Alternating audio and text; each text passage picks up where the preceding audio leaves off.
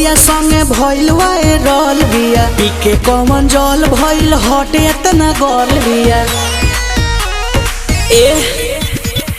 media पर दिया संगे भइल वायरल बिया पीके कमन जल भइल हटे इतना गल बिया डीपी लगौले बिया रणबीर कपूर के डीपी लगौले बिया रणबीर कपूर के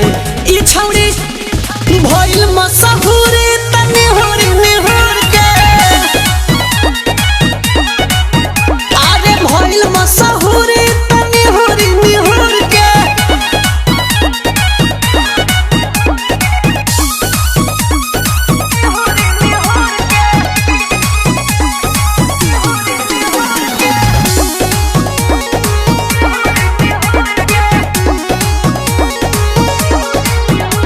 हीरोइन से कम नहीं अपना के अकेले जहाँ बैठे छौरी त बड़ बड़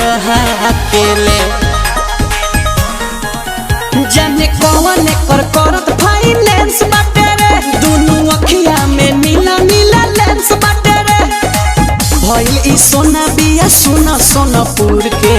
भइल ई सोना बिया सोना सोनापुर के ई छौरी भइल मशहूर तनी होरी निहुर के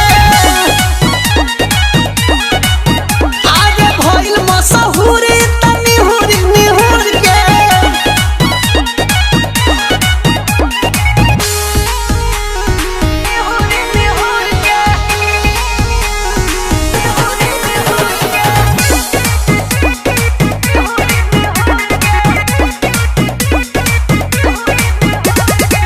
चंदन चंचल भइल फल जब से बड़ा का भइले दीवाना एकर बूढ़े और लाड़ा का